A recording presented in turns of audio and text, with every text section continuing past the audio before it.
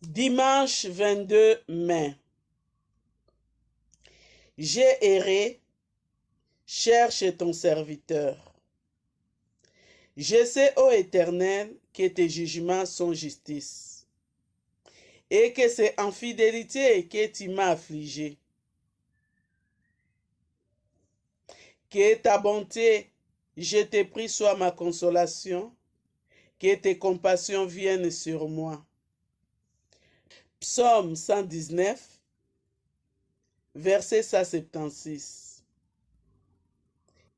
et versets 75 à 77. Un serviteur découragé. 3.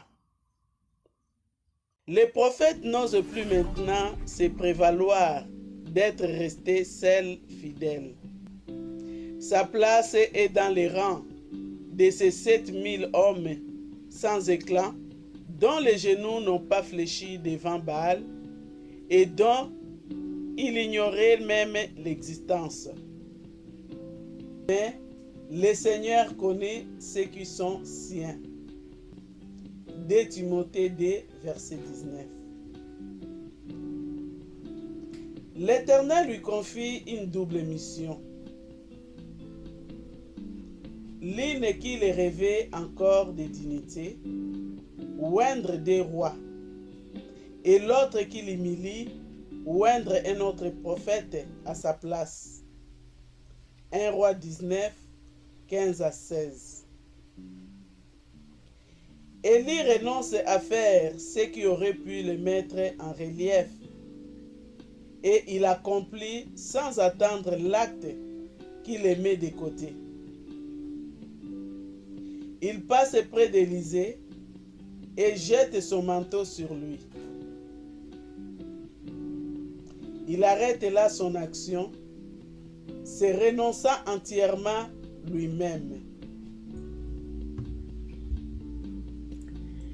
Il n'ira plus s'asseoir accablé et amer sous un génie.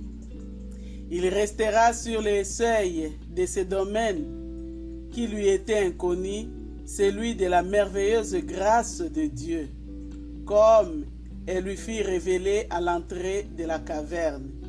Elle est pour le peuple, elle est aussi pour lui. Il voulait se démettre de son service, mais c'est à l'Éternel de lui retirer son ministère et non à lui de le résigner. Et lui doit continuer à servir encore. Puis un jour, il laissera tomber de ses épaules son manteau dans les mains d'Élisée. Mais savez-vous comment Dieu retire son serviteur? Tandis qu'il chemine avec Élisée, Dieu l'enlève dans un tourbillon au milieu d'un char de feu et de chevaux de feu. 2 Rois 2, verset 11. Quel Dieu qu'est notre Dieu! C'est parmi bien d'autres une leçon apprise par Élie. Et qu'il est bon que nous retenions aussi le jugement et l'œuvre inaccoutumée de Dieu. Et chacun de ses élus n'est qu'un objet de sa grâce. Je crois dans tes